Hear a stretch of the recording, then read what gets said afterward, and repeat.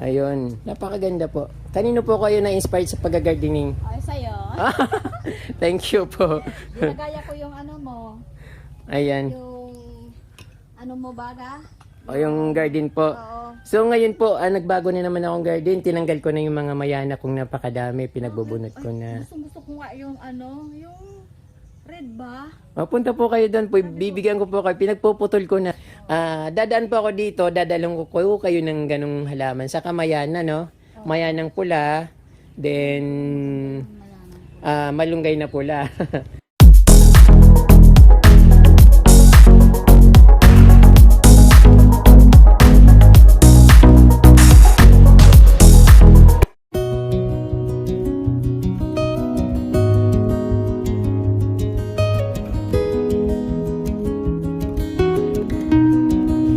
Hello, magandang araw sa inyo mga ka-From-D. Nandito ako sa Barangay Dahat. Yung Barangay Dahat po ay dinadaanan papuntang Barangay Gubat kung saan po ako nakatira. So dito po sa lugar na ito ay madalas ako dumadaan kasi tinitingnan ko yung view ng Mount Isarog. Sabi ko, balang araw sana magkaroon akong bahay dito kasi ito talagang palagi kong tinitingnan yung lugar na ito kasi napakaganda yung ano niya, place niya, overlooking Mount Isarog na buong buo talaga. Talagang napakaganda. Din dito sa harap ng dito ay mayroon pala yan na napakaganda rin kasi napakalawak eh.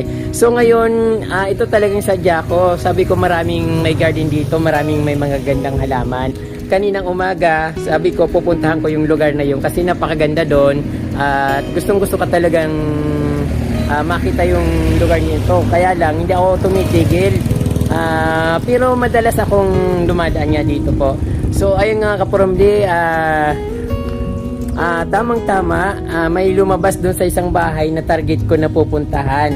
So napakaswerte ko kasi inaabangan niya pala ako. Every time na dadaan ako dito, yung croutons niya kagad yung nakikita ko sa labas. Sabi ko, sana kakilala ko yung may-ari nito kasi gustong-gusto ko yung garden niya palagi. Talagang napakaganda niya, yung napakayabong ng mga halaman niya. So ngayon, nandito na nga ako. So, ayun nga ka-From-D, nandito na ako sa lugar kung saan yung target ko. Talagang pupuntahan ko talaga siya. So sabi ko, magkakatok na lang ako. Yun nga, tamang-tama, lumabas si ate. At nakita niya ako, nag-hi ka agad siya. So sabi ko, kilala niya ka siguro ako. Yung pala, nanonood din siya sa aking YouTube. Ayan po ka-From-D. Pag dumadaan ako dito, ito palaging bumubungad sa aking mata. Yung nakakatawag ng pansin. At ito nga parang na-inspired siya sa aking garden. Gusto niya ro gayahin yung garden ko. So mayroon na nga siya mga ano dito. Mga ano tawag dito? Peanut grass. Siguro kasi that time wala naman ito. Ang dumadaan-daan ako, siguro na-inspired din siya sa aking peanut grass. Kaya, ayun, peanut grass na rin yung halaman niya dito instead na yung mga carpet na Bermuda ba? Yun. So, dito muna ka-From-D sa, sa labas. Ito yung sabi ko sa inyo na palaging bumubungad sa akin yung napakagandang croutons ni ate.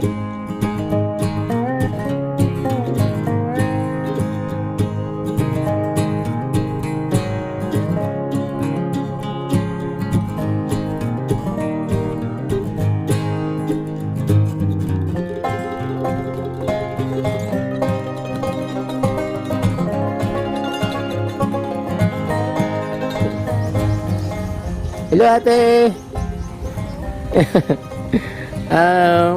Marahay na aldaw. Napakaganda gayon po ng yung garden. So, opo. Ate, pakilala ka pa muna sa ating mga viewers. Ako si Mrs. Sonia Delfino Dato. Opo. Taga Dahat, Lagunoy, Camarines. Yun ang house mo. Opo. Akong bahay. Opo. Napakaganda po ng iyong garden kasi parang pag dumadaan ako dito, syempre dadaanan talaga yung bahay mo. Parang namamalikmata ako kapag nakikita ko yung mga halaman mo sa labas. Parang gusto ko nga bumaba pag nakasakay ako sa sasakyan. So ngayon nandito na po ko ate kasi gusto kong ma-meet kayo.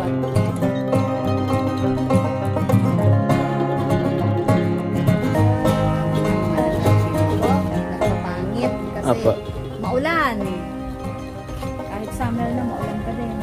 dito hati tayo. Parang napakaganda po ng ano dito, mga halaman nyo. Ayun, napakaganda po. Kanino po kayo na-inspired sa pag-gardening? Ay, sa'yo. Thank you po. Nagaya ko yung ano mo. Ayan. Yung ano mo ba ka? O yung garden po. Oo. So ngayon po, nagbago na naman akong garden. Tinanggal ko na yung mga mayana kong napakadami. Pinagbubunot ko na. Gusto ko nga yung ano, yung red ba? Punta po kayo doon po. Bibigyan ko po kayo. Pinagpuputol ko na. Kasi sobrang dami. Hindi gaya nito. Ano po yan? Iba? Red ba yan? Sabi ko, matatanim ko lang. Ano po siya? Purple. Yan. Parang maroon. Ibang variety po yan. So pag dapat pala pag minsan pagdaan ako dito, pag pumunta ko ng bayan, dadaanan ko kayo, bibigyan ko kayo ng mayana kasi pinuputol ko yan, dami-dami. Dami ko Isang truck na yata yung naputol ko. yan. 'Di ba kasi iba-iba ang kulay. Opo. Minsan inuuod kasi. Hayaan mo lang po, ganun talaga. Pero minsan kinukutuhan ko siya. Oo, kuha ako ng kuto. Opo. May na naman, mayroon na naman.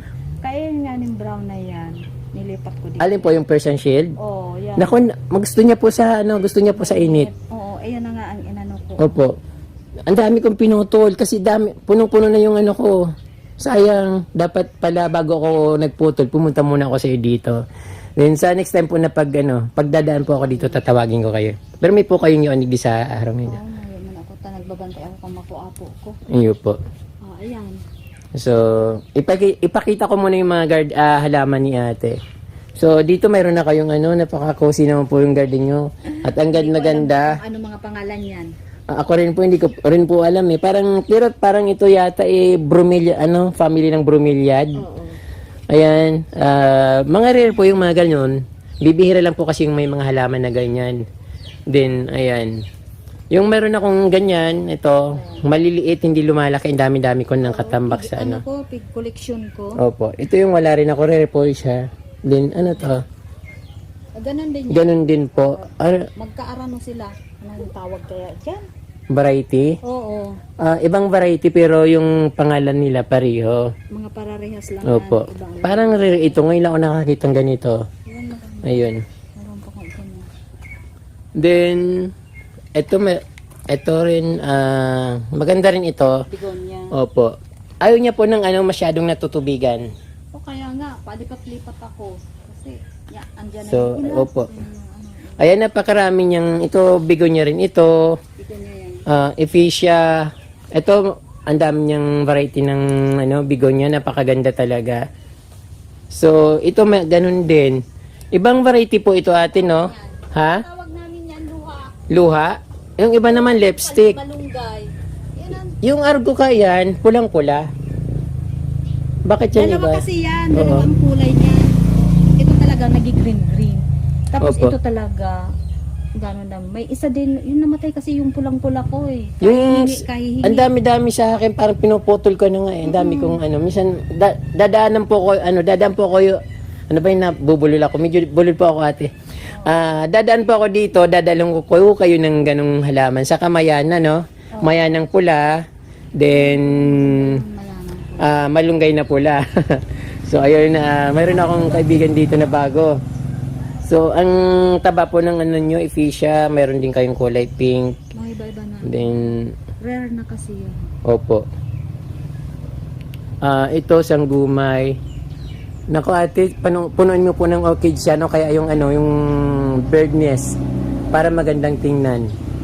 Kung may hagdan ka lang, tapos lagyan mo ng bird nest, na dyan sa yung pinaka, niya, parang, Ayan nga, Pinaka-gitna. Ano ko dyan?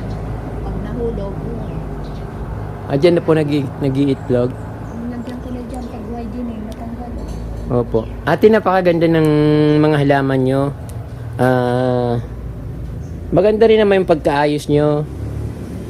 Pareho tayo, sari-sari yung halaman nyo. Kaya lang ate, ang yung mga halaman ko, sari-sari, mostly mga mayana. Pero maganda. Kasi naaayos ko. So, sa'yo napakarami mong varieties na halaman. Hindi ayos pagtanim. Okay naman po. Ano po ito, boyo? Paminta. Paminta. Paminta. Parang boyo pala yon. May bunga na ba? Mm-mm. Pangpaswerte raw po yan. Ay, ano? Paminta. Ayan ang bago kong plantito friend dito sa Barangay Dahat. Kasi napakaganda ng kanyang garden. Napaka-aliwalas din. Ayan. So may mga orchids din po kayo, ate? Ay, yun din. Minsan, So dito muna. So ito tawag. matagal itong dumami, pero yung green napakabilis dumami. May green yan eh. Yan napakatagal dumami. Begonia, din bromeliad. Tea plant na mocha. So sabi ni ate, ginagaya niya raw yung garden ko. Kaya yung naglalagay rin siya ng mga bato. So ayun po. Maraming salamat po ate sa pag-inspire sa aking garden. Ano po bang gusto mong tawag ko sa iyo, ate or manay? Mamanay ka sa Manay. Ate, saka manay, pareho man lang. Kaya lang, pag Bicol baga, manay, upo. Tagalog lang.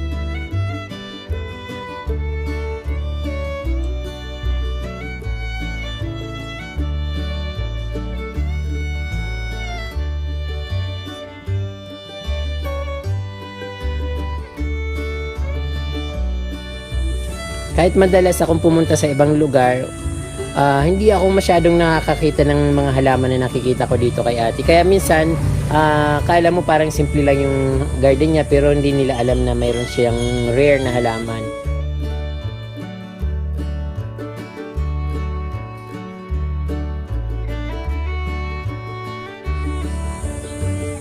At yung pagpasok ko dito, ang una niyang sinasabi sa akin, yung ano raw niya, Philodendron adansoni ay kinain ng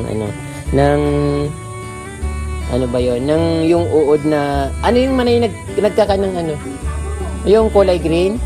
Oo, sprayan mo kayo ng oregano.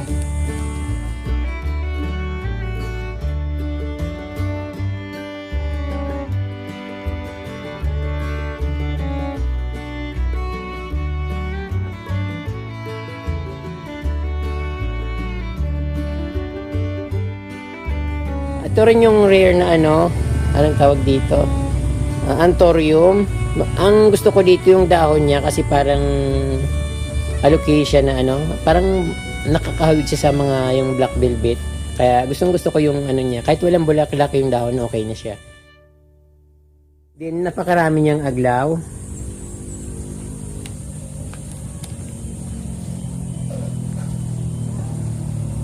Ayun, ano tawag dito? Prayer plants.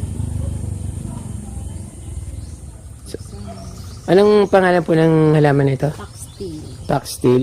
Paano po tutusok lang yung pagtatanim yan? Kukunin mo yung Buto? yung parang May ugat? kung may ugat, Ay, yung supang? supang. Maganda rin yan eh. So, yan Pag ang lumago. dalaga pa ako niyan. Oo. Palagay ko po pang gusto niya sa init. Hindi. Gusto niya sa lilim. Lilim lang yan. Pag lang ng hugas bigas, yan, namumulaklak siya ng puti. Opo. Ganyan. Di ba namumunga rin po ito? Pwede rin itanim yung bunga. Parang namumunga yata siya, parang bigas. Parang ano, hindi ko lang maano talaga. Pero may ano yan, parang itong buo-buo, bilog-bilog. Opo. Yun na yung pwede mong ano yun, itanim. Then, ang gaganda rin po ng mga crotons nyo.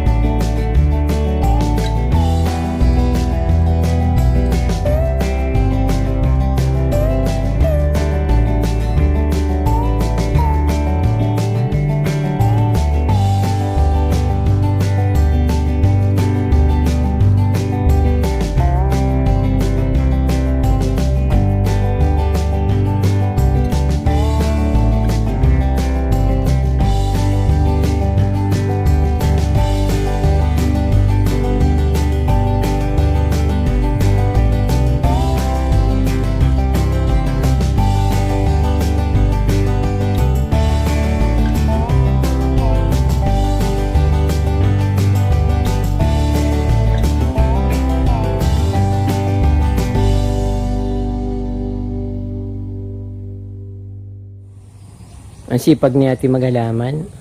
Biruin mo, yun lang libangan niya kasi dito. Tapos nakapaglagay pa siya ng mga bato-bato dito.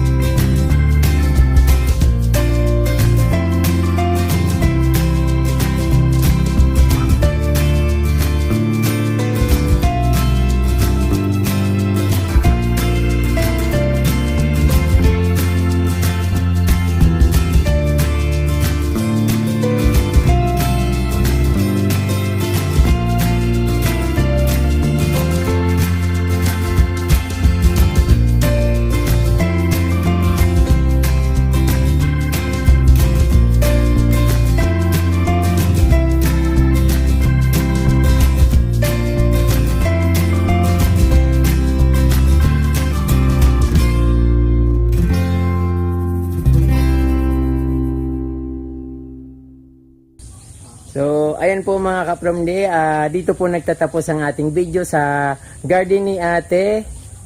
Ate, Hello. dito po sa garden ni ate sa Barangay Dahat, Laguna, Camarines Sur. So, marami pong salamat sa inyong panunood. Kung hindi pa po kayo nakasubscribe, ay mag-subscribe na po kayo at pindutin po yung notification bell para updated po kayo sa aking mga bagong post na videos. Marami pong salamat at Diyos mabalos po. Bye!